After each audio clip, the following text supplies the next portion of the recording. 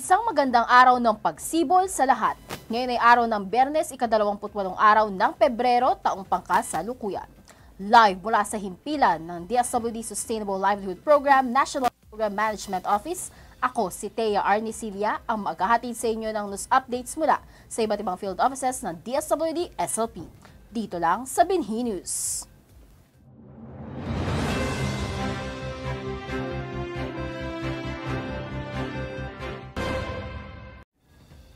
Sa pagtatapos ng buwan ng Pebrero, narito ang mga eksklusibong balita na dapat ninyong tunghayan.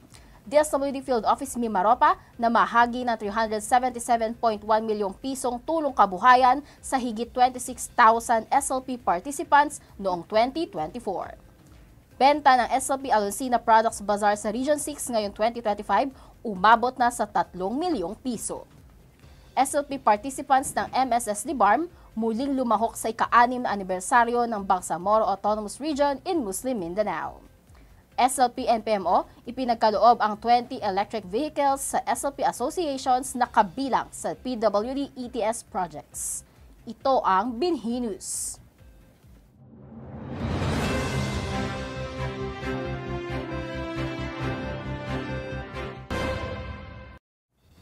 Mula sa Mimaropa Region, DSWD Field Office Mimaropa na mahagi ng 377.1 milyong pisong tulong kabuhayan sa higit 26,000 SLP participants noong 2024.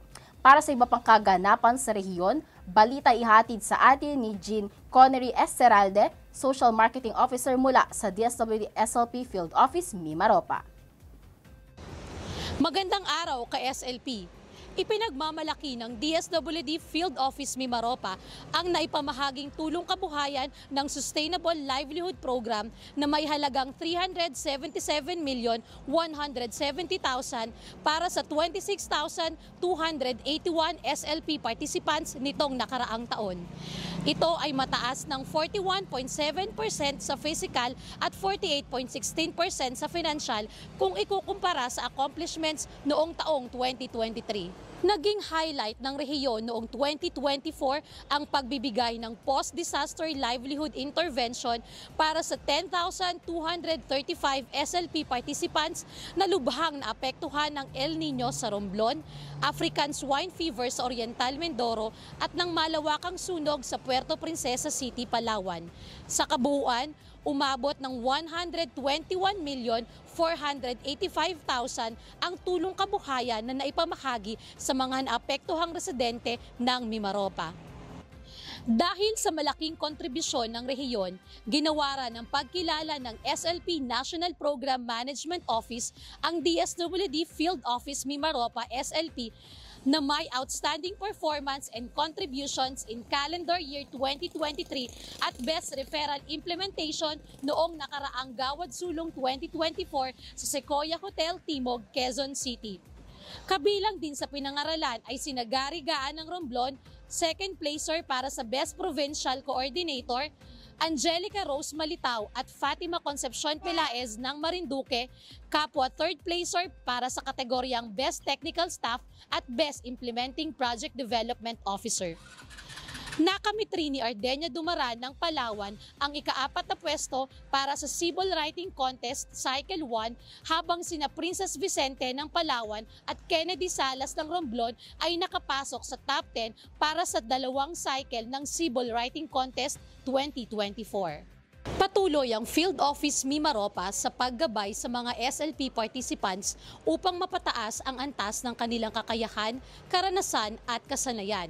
Isa rito ang Mapalad Balete SLP Association Agriculture Cooperative mula sa Gloria Oriental, Mindoro na nakatanggap ng tulong kapital para sa kanilang agricultural supplies noong taong 2018. Sa pakikipagtulungan sa LGU at sa Enhanced Partnership Against Hunger and Poverty o EPAP, naging sustainable at lumawak ang kanilang enterprise. Mayroon na sila ngayong community store, babuyan at manukan. Sa loob rin ng 2 taon, nakamit nila ang pagiging eksklusibong supplier ng DSWD Mimaropa Youth Center. Tunghayan natin ang mensahe mula sa Mapalad Balete SLP Agriculture Cooperative. Magandang araw po sa inyong lahat. Ako po si Dales Hernandez, Pangulo ng Mapalad Balete. Nagpapasalamat po kami sa Sustainable Livelihood Program sa tulong puhunan po na pinagkaloob mo po sa amin. Ito po ay aming napaikot at napalago sa kabila ng mga pagsubok po ang aming pinagdaanan. Mapalad po kami na mapiling supplier ng Mimaropa Youth Center mula pa po noong last quarter ng 2022. Sa katunayan, ngayong 2025 po, ay ginawad po sa amin ang kontrata na mag-supply ulit po sa kanila ng grocery, isda, biskwit, karne at iba pa po. Ang kontrata po namin ngayon ay sa taong 2025 po ay nagkakalaga po ng 2.7 million. Dagdag pa po dito, nabigyan po kami ng pagkakataon na maging supplier din po ng mga bagong SLP, ng CCU at poultry supply po. Patuloy na nagsisikap ang asosasyon upang mas mapalawig pa ang pag-supply ng kanilang produkto. Ilan sa mga targets nila ngayong 2025 makapag-supply din sa supplementary feeding program ng DSWD. Ngayong taon ay inihahanda rin ng SLP Mimaropa ang mga kwalipikadong asosasyon na makapasok sa usbong phase o ang ikalawang yugto ng 5-phase sustainability plan ng programa. Ito si Jean Canary S. Seralde, Social Marketing Officer ng DSWD Field Office Mimaropa, nag-uulat para sa Binhi News Update. Maraming salamat, Jean Connery. Patunay ito na naging matagumpay ang implementasyon ng SLP sa inyong rehiyon noong nakaraang taon. Ngayon naman ay dumako tayo sa Western Visayas. Benta ng SLP Aluncina Products Bazaar sa Region 6 ngayong 2025 umabot na sa 3 milyong piso. Upang ibahagi sa atin ang iba pang updates mula sa rehiyon, narito ang ulat ni Nicole Ann G. Eboho, Social Marketing Officer mula sa DSWD Field Office 6. Maayong adlaw mga ka-SLP. Ako si Nicole Ann G. Eboho mula sa Sustainable Livelihood Program Field Office 6 para sa Binhi News. Ito ang mga nangungunang balita sa SLP Western Visayas. SLP Aluncina Products Bazaar Sales ng Region 6 ngayong 2025 umabot na ng 3 million pesos. Sa unang buwan ng 2025, umabot na sa 3,662,360 pesos ang kita ng SLP participants mula sa mga market linkages. Kabilang dito ang SLP Aluncina Products Bazaar, Food Stamp Program Redemption Day, at mga trade fairs sa iba't ibang mga lugar, tulad ng Municipal Agri-Fishery Trade sa Makato, Aklan at Panubason Festival sa Valderrama, Antique. Samantala, 2 asosasyon sa New Washington, Aklan ang nakatanggap ng 30 e-bike. Ang Puis E-Bike SLP Association at Mataphaw SLP Association ang binigyan ng Sustainable Livelihood Program ng 30 units ng e-bike with sidecar bilang solusyon sa pangangailangan sa transportasyon ng komunidad sa mga nasa loobang barangay. At yan ang mga nangungunang balita mula sa Sustainable Livelihood Program Field Office 6. Muli, ito si Nicole Ann G. Eboho para sa Binhi News. Sulong kabuhayan, tungo sa pagyabong. Maraming salamat, Nicole. Ang mga napagtagumpayan ng SLP Association sa inyong rehiyon ay patunay na hindi tumitigil ang ating mga regional offices sa paghahatid ng serbisyong pampubliko. Ngayon naman ay dumako tayo sa Mindanao. SLP participants ng MSSD BARM muling lumahok sa ika-6 na anibersaryo ng Bangsamoro Autonomous Region in Muslim Mindanao. Para sa iba pang detalye ng mga isinagawang aktibidad ng MSSD BARM, balita ihatid sa atin ngayon ni Siti Hafida Tungkaling, SLP Social Marketing Officer mula sa SLP MSSD BARM. Isang magandang araw sa ating lahat. Ako si Siti Hafida Tungkaling, ang Social Marketing Officer ng SLP MSSD BARM Region. Muling lumahok ang ating mga program participants ng Sustainable Livelihood Program sa ika-6 na anibersaryo ng Bangsamoro Autonomous Region in Muslim Mindanao na naganap dito sa Bangsamoro Government Center, Cotabato City. Mula sa booth display ng Ministry of Social Services and Development, dito pinakita ng ating mga program participants ang kani-kanilang ibang produkto na humuli ng atensyon sa mga taong dumayo sa nasabing pagdiriwang. Ilan sa mga produkto ang balabak, pusaw na gawa sa water hyacinth, kakanin, chicken kagikit, ice scramble, Maguindanao delicacies at iba pa. Mula sa unang araw January 20, 2025, hanggang sa huling araw ng pagdiriwang, January 24, 2025, tumataya sa humigit kumulang 40,570 pesos ang naging kita ng ating mga program participants na siyang naging tulong sa kanilang mga negosyo. Ang partisipasyong ito ay naging oportunidad sa mga program participants para itampok ang kanilang mga produkto at magbigay impormasyon sa mga tao patungkol sa kanilang produkto.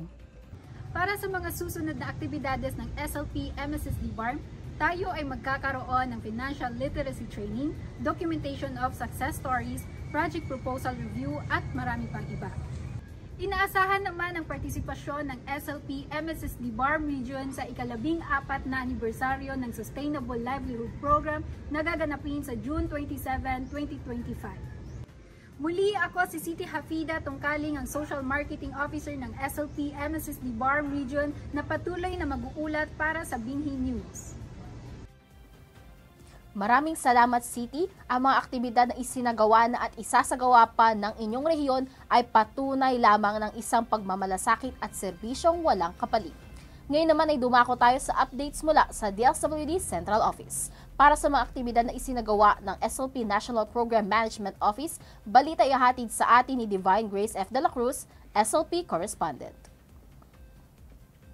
Isang magandang araw ng pagsibol sa lahat. Noong Pebrero 17 hanggang 21, nagdiwang ang DSWD ng 74th anniversary na may temang Bawat Pamilya ay Mahalaga sa Bagong Pilipinas. Bilang panimula ng nasabing pagdiriwang, nagsagawa ng ribbon cutting ceremony upang opisyal na buksan ng Food and Trade Bazaar na pinangunahan ni DSWD Secretary Rex Gatchalian, Yusik Emeline Aglipay Villar, Asik Elaine Falyarcuna, at ng butihing direktor ng SLP, Direktor Miramil Garcia Laksa. Hangad ng aktibidad na ito na maipakita ang husay at talento ng mga kalahok nito sa pagnenegosyo. Samantala, noong Pebrero 21, dinaos ng SLP ang ceremonial turnover ng 20 electric vehicle para sa mga SLP Association na kabilang sa Person with Disability Electric Transport Service o PWD-ETS project ng programa. Ito ay isang espesyal na proyekto na kung saan ang layunin ay matugunan ng mga pangangailangan sa transportasyon at hanap buhay ng mga person with disability na kalahok sa SLP. Isinagawa rin ng SLP noong Pebrero 19 ang sulong dunong tungkol sa stress management via Zoom platform na dinaluhan ng 384 SLP regional staff. Nasa 369 SLP staff naman ang lumahok sa ika-6 na sulong-dunong session tungkol sa conflict management na sinagawa rin noong February 26 via Zoom platform. Layunin ng sulong-dunong na magbigay ng plataporma para sa sama-samang pagkatuto at profesional na pag-unlad ng mga kawani ng SLP. Bilang bahagi ng nationwide caravan ng trabaho sa Bagong Pilipinas, pinangunahan ng DSWD Field Office 6 katuwang ang ilang ahensya ang pagsasagawa nito noong ika-12 araw ng Pebrero sa Iloilo Sport Complex, kung saan mahigit 3,000 4-piece beneficiaries ang dumalo at nasa 26 hired on the spot 4-piece beneficiaries at mga individual naman ang natulungan makatanggap ng Employment Assistance Fund o EAP ng SLP. Pinangunahan rin ng DSWD Field Office 11 ang pagsasagawa ng trabaho sa Bagong Pilipinas noong Pebrero 15 sa Atrium New City Hall, Tagum City, Davao del Norte. Itinatayang mahigit 3,000 4-piece beneficiaries din ang dumalo sa nasabing job fair at nasa 31 hard on the spot 4-piece beneficiaries at mga individual naman ang natulungan na makatanggap ng EAP. Dinaluhan ni Pangulong Ferdinand Bongbong Marcos Jr. ang mga nasabing aktibidad upang ipakita ang kanyang suporta sa pagpapalakas ng oportunidad sa trabaho at kabuhayan. At iyan ang mga kaganapan sa SLP National Program Management Office. Ako si Divine Grace de la Cruz, nag-uulat. Sulong kabuhayan tungo sa pagyabong. Maraming salamat, Divine, at iyan ang mga balita mula sa Luzon, Visayas hanggang sa Mindanao. Para sa iba pang balita mula sa iba't ibang field offices ng DSWD SLP, abangan ang next episode ng Binhi News na nakatakdang gawin sa ika-28 araw ng Marso, alas 3 ng hapon. Huwag palampasin ang mga bagong impormasyon at update na hatid namin para sa inyo. Dahil sa DSWD, hatid namin ang tamang impormasyon sa pinakamabilis na panahon. Muli, ako si Thea Arnicilia At ito ang Binhi News, sulong kabuhayan tungo sa pagyabong.